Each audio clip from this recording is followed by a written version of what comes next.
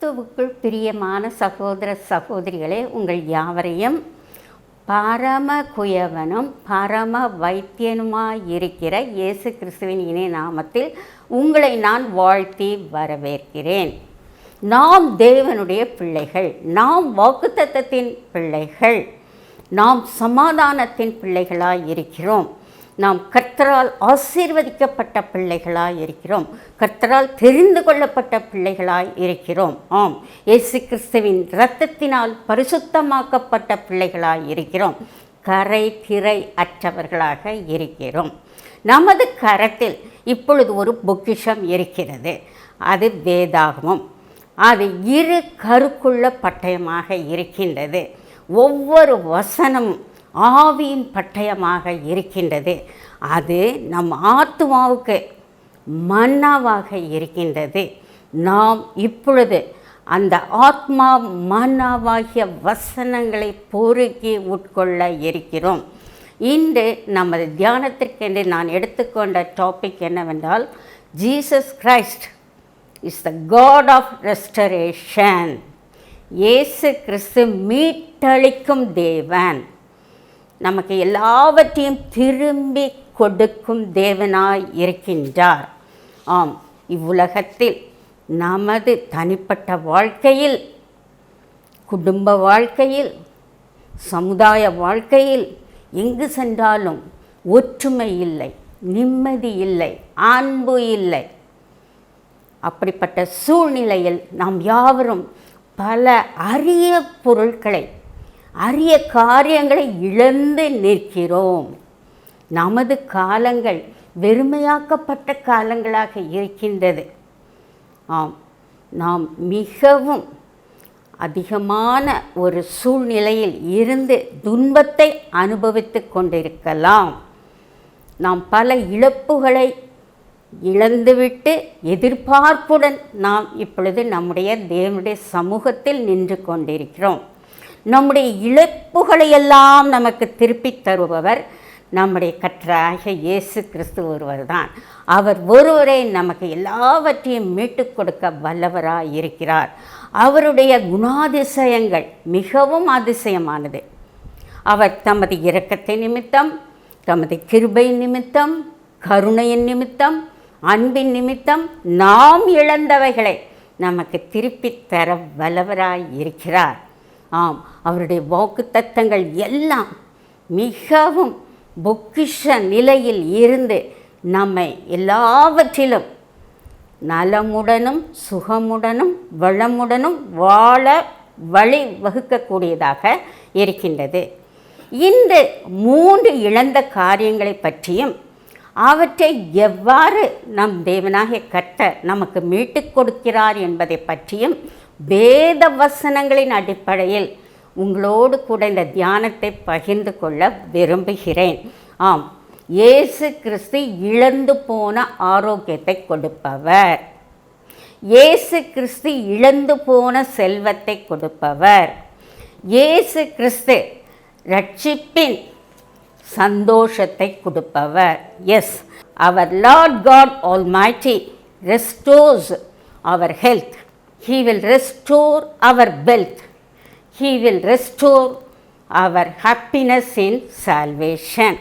முதலாவதாக நாம் பார்க்க போவது, நமது ஆரோக்கியம் இழந்த நிலையில் இயேசு கிறிஸ்து எவ்வாறு அதை மீட்டு கொடுக்க போகிறார் என்று பார்க்க போகிறோம்.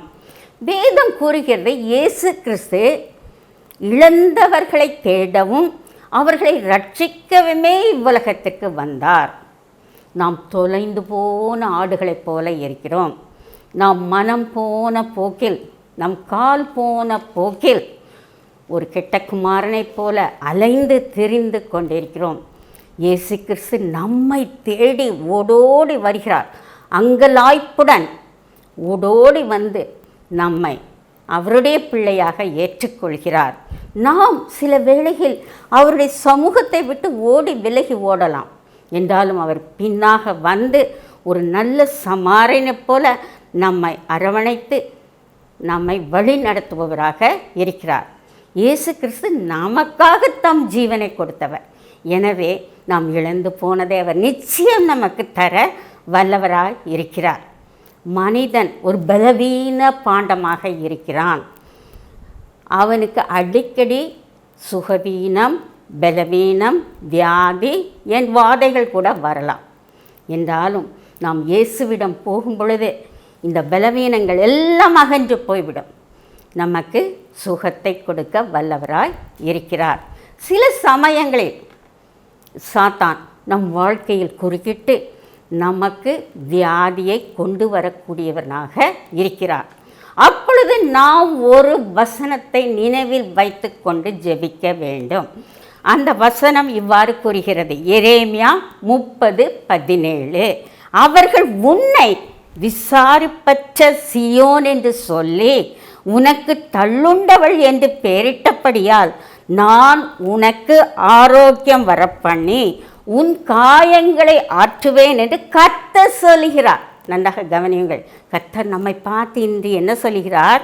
நான் உனக்கு ஆரோக்கியம் வரப்பண்ணுவேன், உன் காயங்களை கட்டுவேன், நானே உன்னுடைய கீலியாத்தின் பிசின் தைலமாக இருக்கிறேன். மற்றவர்கள் உன்னை பார்த்து என்ன கூறுவார்கள்? இவள் விசாரிக்கப்பட்டவன், இவனை யாரும் விசாரிப்பதில்லை, இவன் தள்ளுண்டவன், இவன் பயனற்றவன் என்று கூறும் பொழுது நாம் மனத்தாழ்ச்சி அடைந்து விடக்கூடாது. நமக்கு ஒரு மீட்பர் இருக்கிறார். அந்த மீட்பர் வந்து நமது காயங்களை கட்டுவார், நமக்கு ஆரோக்கியத்தை கொடுப்பார். அவர் நன்மை செய்கிறவராகவே சுற்றித் திரிகிறார்.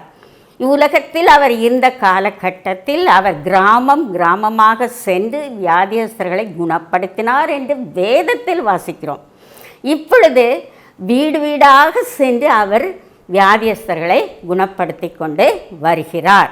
ஆம், நம்மில் அநேகர் 12 வருட பாடுள்ள ஸ்திரீயைப் போல ஒரு சுகவீன பாண்டமாக இருக்கலாம். இல்லை என்றால் 18 வருட கூனியைப் போல ஒரு சுகவீன பாண்டமாக இருக்கலாம். 38 வருடம் பெதஸ்தா குளத்தில் படுத்திருந்த ஒரு வியாதியஸ்தனைப் போல் இருக்கலாம்.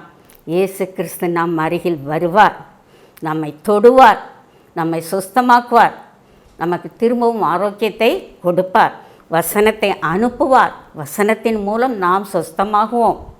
அதுவும் இல்லாமல் அவருடைய தழும்புள்ள கரங்களால் நாம் சுஸ்தமாக்கப்படுவோம். ஏனென்றால் அவர் நம்முடைய பரிகாரியாகிய கர்த்தர், ஜெகோவா ராஃபே, குணமாக்கும் கர்த்தராக இருக்கிறார்.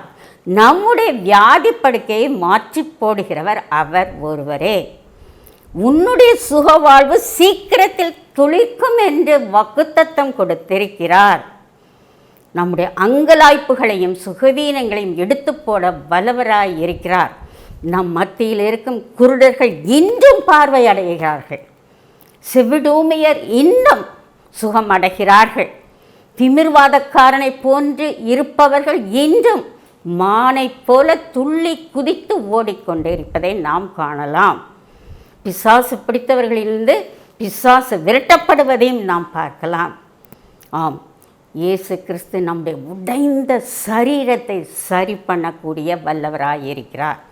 நம்முடைய ஆவி உடைக்கப்பட்டு இருக்கலாம், நம்முடைய ஆத்துமாவும் இருதயமும் நொறுக்கப்பட்டு இருக்கலாம், நம்முடைய வீடு உடைக்கப்பட்டு இருக்கலாம், நம்முடைய பந்தங்கள் உடைக்கப்பட்டு இருக்கலாம். கவலைப்பட வேண்டாம். இயேசு கிறிஸ்து நம்மிடம் வருகிறார், வந்து நமக்கு சுகவாழ்வு கொடுக்க வல்லவராய் இருக்கிறார். நமக்கு சில சமயங்களில் சாதாரண சுகவீனம் வரலாம், தலைவலி, சளி, காய்ச்சல் போன்றவை வரலாம். இல்லை என்றால் கிரானிக் டிசீஸ், அதாவது தீராத வியாதி இருக்கலாம். கேன்சர், அல்சர், பிபி, இருதய கோளாறு, நுரையீரல் கோளாறு போன்ற அதிகமான பாடுபடுத்தும் சுகவீனம் தீராத வியாதியாக நமக்கு இருக்கலாம். நாம் ஒன்றுக்கும் கவலைப்படக்கூடாது. நமக்கு ஆரோக்கியத்தை திருப்பி தருகிறவர் இயேசு கிறிஸ்து ஒருவராய் இருக்கிறார். உபத்திரவத்தின் மத்தியில் இருந்தால் கவலைப்பட வேண்டாம். மருந்து, மாத்திரை, ஹாஸ்பிட்டல், டாக்டர், எக்ஸ்ரே, ஸ்கேன் என்ற ஒரு உபத்திரப்பாவதையின் வழியாய் நாம் நடந்து கொண்டிருக்கலாம். என்றாலும் நம்மை மீட்டு கொடுப்பவர் கர்த்தராகிய இயேசு கிறிஸ்து ஒருவரே. அவர் உலர்ந்த எலும்புகளுக்கு உயிர் கொடுக்க வல்லவராய் இருக்கிறார். வேதம் கூறுகிறது. எசேக்கியேல் 37:4-5 என்ன கூறப்பட்டிருக்கிறது என்றால், உலர்ந்த எலும்புகள் ஒன்று கூடும், அவைகளின் மீது நரம்புகள் வரும், மாமிசம் வரும், அவற்றை தோலினால் மூடி தேவனானவர் தமது ஆவியை அதன் உள்ளே வைப்பார்.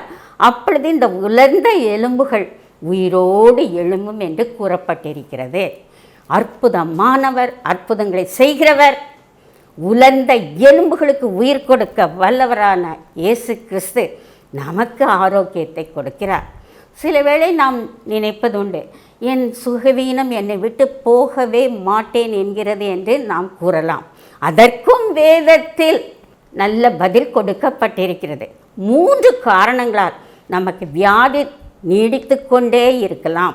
முதலாவதாக அவிவிசுவாசம். விசுவாசமுள்ள ஜெபம் பிணியாளிகளை ரட்சிக்கும் என்று வேதம் கூறுகிறது.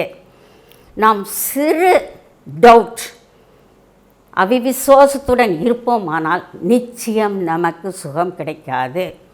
மன்னிக்கப்படாத பாவம் நமக்குள் இருக்குமானால் வியாதி நம்மை விட்டு போகாது. நாம் மனம் திரும்பாமல் இருந்தால் வியாதி நம்மை விட்டு போகாது. பால் யாங்க்யூ சோப் பற்றி நீங்கள் நன்றாக அறிந்திருக்கலாம். அவர் தென்கொரியாவில் பெரிய ஒரு சர்ச்சுக்கு பாஸ்டராக இருந்தார். Now he is no more. அவருடைய ஆரம்பம் அற்பமாக இருந்தது. 5 பேர்களை கொண்டு ஒரு சபையை உருவாக்கினார். இப்பொழுது 80 லட்சம் பேர்கள் வந்து அங்கு ஆராதனை செய்கிறார்கள். ஃபுல் காஸ்பல் சர்ச் என்று பெயர். வேர்ல்டு ரெக்கார்டை பிரேக் பண்ண சர்ச். அவர் சிறு வயதில் பௌத்த மத கொள்கை உடையவராக இருந்தார். 17வது வயதில் அவருக்கு டிபி வந்தது. இரத்த வாந்தி எடுத்தார். ஆஸ்பத்திரிக்கு போனார். ஆஸ்பத்திரியில் டாக்டர்ஸ் கைவிரித்து விட்டார்கள். வீட்டுக்கு வந்து மரணப்படுக்கையில் இருந்தார். ஒரு சிறுமி நியூ டெஸ்ட்மெண்ட்டை கையில் எடுத்துக்கொண்டு, அண்ணா தயவு செய்து இதை வாசியுங்கள் என்று கூறினாள். அவளை விரட்டி அடித்தார். 5 முறை விரட்டி அடித்தார். பின்பு அந்த நியூ டெஸ்ட்மெண்ட்டை வாங்கி வீசி எறிந்து விட்டு விரட்டி அடித்தார்.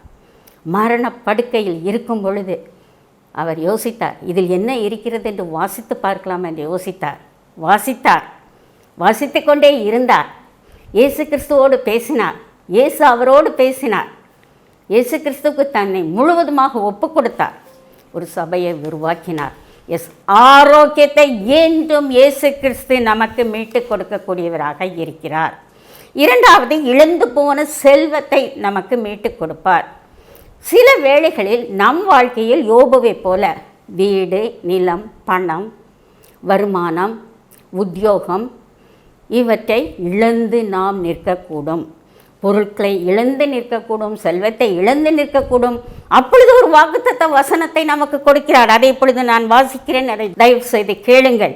யோவேல் 2:25 இவ்வாறு கூறுகிறது, நான் உங்களிடத்தில் அனுப்பின என் பெரிய சேனையாக வெட்டுக்கிளிகளும் பச்சை கிளிகளும் முசுக்கொட்டை புழுக்களும் பட்சித்த வருஷங்களின் விளைவை உங்களுக்கு திரும்ப அளிப்பேன். திரும்ப, that is God of restoration. என்னென்ன லாஸ் வரலாம், பசி, பட்டினி, பஞ்சம் வரலாம், விளைச்சலில் சேதம் வரலாம், பொருட்களில் சேதம் வரலாம், வீட்டில் உள்ள பொருட்கள் ரிப்பேர் ஆகலாம், கார் ரிப்பேர் ஆகலாம், ஃப்ரிட்ஜ் ரிப்பேர் ஆகலாம், ஷேர் மார்க்கெட் குறைந்து போகலாம். என்ன சேதமாக இருந்தாலும் அதை நமக்கு திருப்பி கொடுப்பவர் நம் தேவனாகிய கர்த்தர். அதே யோவேல் 2ஆம் அதிகாரத்தில் பல வாக்குத்தத்தங்கள் கொடுக்கப்பட்டிருக்கிறது. அவர் கூறுகிறார், நான் உனக்கு வெட்டுக்கிளிகள் பட்சித்த வருஷத்தை திருப்பி கொடுப்பேன், முன்மாரியையும் பின்மாரியையும் கொடுப்பேன், உங்கள் களங்கள் தானியத்தால் நிறைந்திருக்கும், உங்கள் ஆலைகளில் திராட்சரசமும் எண்ணெயும் வழிந்தோடும் என்று கூறுகிறார். அதுவும் இல்லாமல் பூமி தன் பலனை கொடுக்கும், மரம் தன் கனியை கொடுக்கும், நீங்கள் சம்பூர்ணமாய் சாப்பிட்டு திருப்தியடைந்து உங்கள் தேவனாகிய கர்த்தரை துதித்து கொண்டே இருப்பீர்கள் என்று கூறப்பட்டிருக்கிறது. ஜூயிஷ் ஹிஸ்ட்ரி புக்கில் இவ்வாறு தான் குறிப்பிடப்பட்டுள்ளது. யோவேல் என்ற தீர்க்கதரிசி வாழ்ந்த காலகட்டத்தில் மக்கள் தேவனுக்கு விரோதமாக பாவம் செய்தார்கள். தேவ ஆக்கினை வந்தது. அவர்கள் மழை இல்லாமல் தவித்தார்கள். விளைச்சல் இல்லை. வெட்டுக்கிளி உள்ள வருஷங்களாக அவர்களுக்கு இருந்தது. அப்பொழுது தங்களை தாழ்த்தி ஜெபித்து உபவாசம் பண்ணின பொழுது தேவனானவர் அவர்களுக்கு இறங்கி அவர் வாக்குத்தத்தம் கொடுத்தார். உங்களை புறஜாதிகளுக்குள்ளே நிந்தையாக வைக்க மாட்டேன், உங்களை வெட்கப்படுத்த மாட்டேன் என்று கூறுகிறார். இன்றும் தேவனாகிய கர்த்தர் நாம் இழந்த சூழ்நிலையில், செல்வம் இழந்த சூழ்நிலையில் இருக்கும் பொழுது கனியற்ற வாழ்க்கையை கனிதரும் பூத்து குலுங்கும் வாழ்க்கையாக மாற்றுவார். வெட்டுக்கிளிகளால் பட்சித்த விளைவை மாற்றி அமோக விளைச்சலை நமக்கு கொடுப்பார். நாம் தேசத்தில் சுகமாய் குடியிருப்போம். மீண்டும் மீண்டும் திருப்பி திருப்பி கொடுப்பார். அவர் தோல்வியை வெற்றியாக மாற்றுவார். நம்முடைய வேலை செய்யும் இடங்களில் நான் தோல்வி அடைந்திருந்தால் அதை வெற்றியாக மாற்றி தருவார். இரட்டிப்பான நன்மைகளை கொடுப்பார், இரட்டிப்பான பலத்தை கொடுப்பார், இரட்டிப்பான ஆசீர்வாதத்தை கொடுப்பார். நாம் கிறிஸ்துவுக்குள் எப்பவும் ஜெயம் எடுக்கிறவர்களாக இருக்க அவர் அதிகமாக விரும்புகிறார். நமது குறைகளை அவர் நீக்குவார். ஒரு சிறிய உண்மை சம்பவத்தை உங்களோடு கூட சொல்ல விரும்புகிறேன். ஒரு சிறிய கிராமத்தில் ஒரு விதவை அம்மா, ஒரு ஏழை அம்மா 3 சிறு பிள்ளைகளுடன் வாழ்ந்து வந்தார்கள். வருமானம் சரியாக கிடைப்பதில்லை. அநேக நாட்கள் பட்டினி. ஒரு நாள் இரவு அவர்கள் குடும்ப ஜெபத்தில் பிள்ளைகளுக்கு எலியா காக்கா கதையை கூறினார்கள். அப்போ அவர்கள் கூறினார்கள், இயேசு கிறிஸ்து நமக்கு காக்கா மூலம் நிச்சயம் இன்று இரவு உணவு கொடுப்பார் என்று சொல்லிவிட்டு படுக்க போனார்கள். 5 வயது சிறுவன் சொன்னான், அம்மா அந்த விண்டோ பூட்டி இருக்குமா, அந்த விண்டோவை திறங்க, காக்கா அப்போ தானே ஏசாமி கொடுத்த அந்த ஃபுட் பேக்கெட்ஸை கொண்டாந்து போடும் அப்படின்னு ஒரு விசுவாசத்துடன் சொன்னான். அன்று பனி, குளிர், மழை, எனவே தான் கதவு பூட்டப்பட்டிருந்தது. அம்மா அவனுடைய விசுவாசத்தை பாராட்டி கதவை திறந்தார்கள். ஒரு மேயர் மழைக்காக ஒதுங்கியிருந்தவர் இவை எல்லாவற்றையும் கேட்டார். கடைக்கு சென்று ஒரு பெரிய பேக்கெட் ஃபுட் பேக்கெட்ஸ் வாங்கி வந்தார். பிஸ்கட்ஸ், பிரெட், பீஸா, பர்கர், ஐஸ்கிரீம் எல்லாவற்றையும் வாங்கிட்டு வந்து ஜன்னல் வழியாக தூக்கி எறிந்தார். அந்த பையன் ஓடி வந்து, அம்மா இயேசு கிறிஸ்து காக்கா மூலம் நமக்கு உணவு கொடுத்து விட்டார் என்று கூறினார். எஸ், இதே போல் நாம் உணவில் குறைவுள்ளவர்களாக இருக்கும் பொழுது அதை நிறைவாக்குவர் நம் தேவனாகிய கர்த்தர். 3வதாக இயேசு கிறிஸ்து நமக்கு எதை திருப்பி கொடுப்பார்? இரட்சண்யத்தின் சந்தோஷத்தை திருப்பி கொடுப்பார். முதல் 2 உலக பிரகாரமான காரியங்கள், ஆரோக்கியம், செல்வம், 2 உலக பிரகாரமான காரியங்களை நமக்கு திருப்பி கொடுத்தார். இப்பொழுது ஆவிக்குரிய ஆசீர்வாதமாகிய ரட்சிப்பின் சந்தோஷத்தை திருப்பி கொடுக்க வல்லவராய் இருக்கிறார். நாம் பாவிகள், நாம் பாவத்தில் தான் பிறந்தோம். வேதம் கூறுகிறது, என் தாய் என் பாவத்திலே கற்பம் தரித்தாள். நம் பாவத்தை விட்டு நாமாக மீள முடியாது. நம்மை நாமே ரட்சிக்க முடியாது. நற்கிரியைகள் மூலம் நாம் ரட்சிப்பை தேட முடியாது. நமக்கு ஒரு இரட்சகர் தேவை. அவர்தான் இயேசு கிறிஸ்து. வேதம் கூறுகிறது, வானத்தின் கீழே இயேசு கிறிஸ்துவின் நாமமே அல்லாமல் வேறொரு நாமமும் ரட்சிப்படைய கட்டளையிடப்படவில்லை என்று கூறப்பட்டிருக்கிறது. நாம் ரட்சிக்கப்பட்ட பிள்ளைகள். சில வேளைகளில் நாம் என்ன செய்வோம்? தேவனுடைய சமூகத்தை விட்டு வழி விலகி விசுவாசத்தில் பின்மாற்றம் அடைந்திருக்கலாம். அப்பொழுது ரட்சிப்பின் சந்தோஷத்தை இழந்து விடுவோம். அந்த ரட்சிப்பின் சந்தோஷத்தை திருப்பி கொடுப்பவர் இயேசு கிறிஸ்து. இதைத்தான் இந்த வசனம் கூறுகிறது. அந்த வசனத்தை நான் இப்போ வாசிக்க போகிறேன். சங்கீதம் 51:12. உம்முடைய இரட்சண்யத்தின் சந்தோஷத்தை திரும்பவும் எனக்கு தந்து உற்சாகமான ஆவி, என்னை தாங்கும்படி செய்யும். ஆம், கெட்ட குமாரனைப் போல நாம் ரட்சிப்பின் சந்தோஷத்தை இழந்து நிற்கும் காலம், அதை திரும்ப கொடுப்பவர் நம் தேவனாகிய கர்த்தர். இந்த ரட்சிப்பின் சந்தோஷம் பாவத்தினால் ஏதேன் தோட்டத்தில் இழக்கப்பட்டது. Paradise last. அப்பொழுது அவர்கள் அந்த ஆதாம் ஏவாள் எனப்பட்ட இருவரும் ஏதேன் தோட்டத்திலிருந்து விரட்டப்பட்டார்கள். இயேசு கிறிஸ்து சிலுவையில் அந்த ரட்சிப்பின் சந்தோஷத்தை நமக்கு மீண்டும் பெற்று கொடுத்தார். இப்பொழுதும் நாம் பின்மாற்றம் அடைந்திருந்தால், ஆண்டவரே என்னை ரட்சியும், திரும்பவும் எனக்கு அந்த சமாதானத்தையும் சந்தோஷத்தையும் தாரும் என்று கேட்க வேண்டும். நிச்சயம் அவர் அதை திருப்ப கொடுப்பார். அப்பொழுது நம்ம என்ன பாட்டு பாடுவோம்? சந்தோஷம் பொங்குதே, சந்தோஷம் பொங்குதே, சந்தோஷம் என்னில் பொங்குதே, இயேசு என்னை ரட்சித்தார், முற்றிலும் என்னை மாற்றினார் என்று பாடிக்கொண்டே இருப்போம். நம் பாவத்திலிருந்து மீட்கப்பட்டோம், பாவ வலையிலிருந்து ரட்சிக்கப்பட்டோம். எனவே நமக்குள் சந்தோஷம் பொங்கி பொங்கி பொங்கி எழுந்து கொண்டே இருக்கிறது. இந்த ரட்சிப்பின் சந்தோஷத்தை நாம் பல வழிகளில் பெற்றுக்கொள்ளலாம், தினம் தினம் பெற்றுக்கொள்ளலாம்.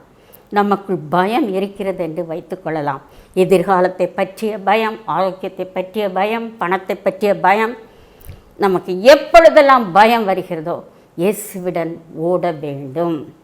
சீஷர்கள் அன்று நடுக்கடலில் சூறாவளியின் மத்தியில் இயேசுவினிடம் போய், ஐயரே நாங்கள் மடிந்து போகிறோம் என்று கதறினார்கள். அதே போல் நம் பயத்தின் மத்தியில் இயேசுவிடம் ஓடி நம் பயத்தை அவர் காலில் வைக்கும் பொழுது நம் பயத்தின் ஆவியை நம்மிலிருந்து நீக்கி சந்தோஷத்தின், ரட்சிப்பின் சந்தோஷத்தின் ஆவியை நமக்கு கொடுக்கிறார். பெற்றோர்கள் சிறு பிள்ளைகளை இயேசு கிறிஸ்துவிடம் கொண்டு வந்தது போல நமது எதிர்காலத்தை இயேசுவின் பாதத்தில் வைக்க வேண்டும். நமது பிள்ளைகளின் எதிர்காலத்தை இயேசுவின் பாதத்தில் வைக்கும் பொழுது ரட்சிப்பின் சந்தோஷம் கிடைக்கும். கொர்நேலியுவை போல நாம் குடும்பமாக வந்து தேவ ஆராதனையில் கலந்து கொண்டு தேவ பக்தியுடனும் தேவ பயத்துடனும் நடுக்கத்துடனும் ஆராதனை செய்ய வேண்டும். அப்பொழுது பரிசுத்த ஆவியை பெறுவோம், வரங்களை பெறுவோம், பல பாஷை பேசுவோம், ஞானஸ்நானம் எடுத்து ரட்சிப்பின் சந்தோஷத்துக்குள் வருவோம். நமது பலவீனங்களை இயேசுவிடம் ஓடோடிக்கொண்டு அவர் பாதத்தில் வைக்க வேண்டும். ஆம், நாமான் அப்படித்தான் செய்தான். அவனுக்கு குஷ்டரோகம் என்ற ஒரு பலவீனம் இருந்தது. கர்த்தரிடத்தில் வந்தான். கர்த்தர் பலவீனத்தை மாற்றி போட்டார், அவனுக்கு சந்தோஷத்தை கொடுத்தார். நம் பாவங்களில் அகப்பட்டு இருக்கலாம். அந்த பாவங்களை இயேசுவின் பாதத்தில் வைக்க வேண்டும்.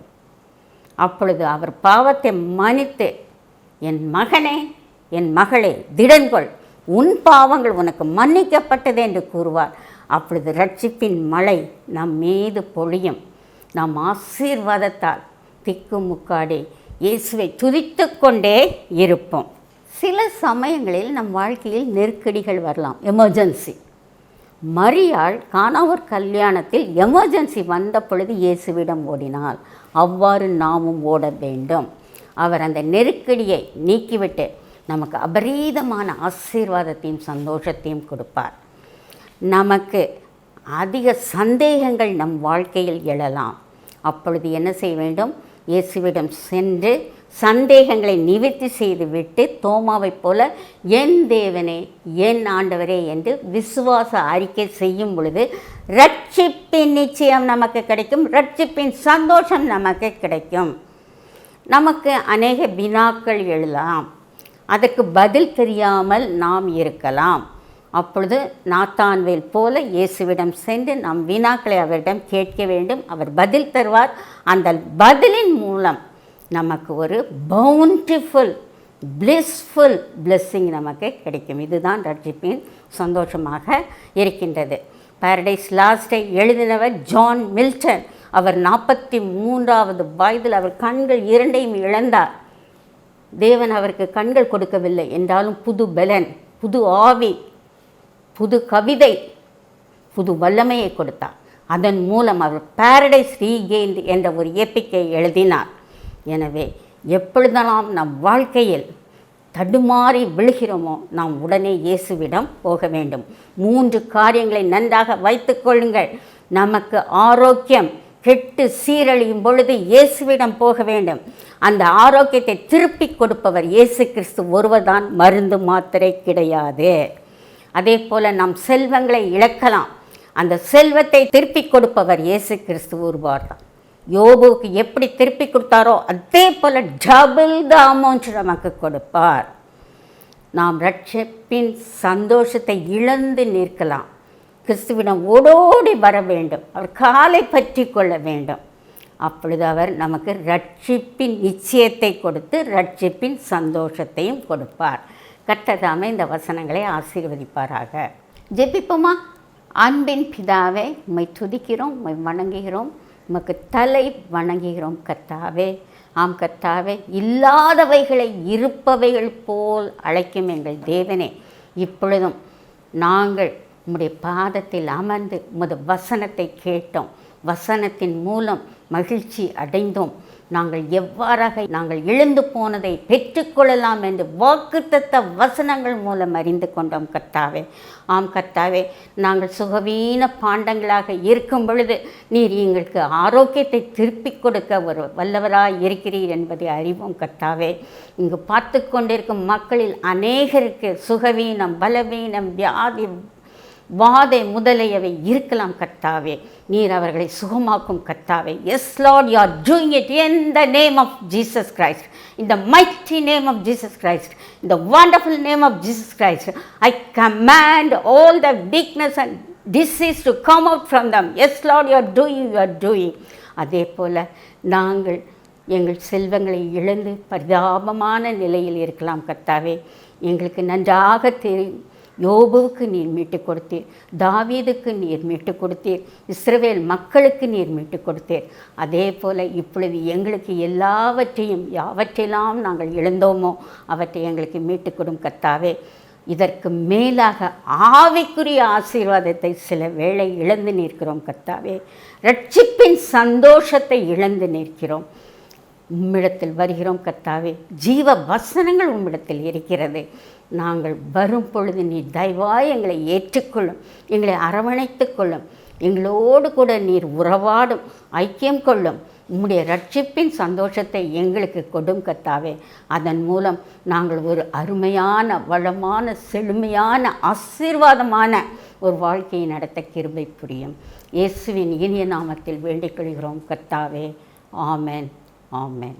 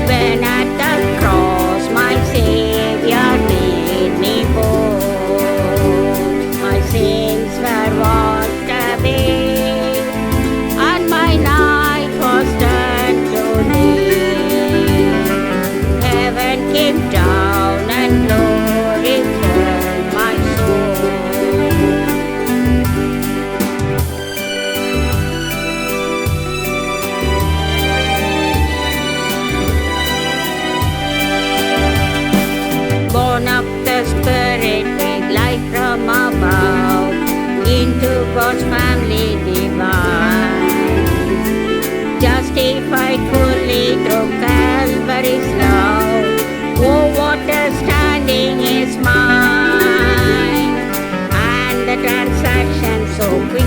தேவாசி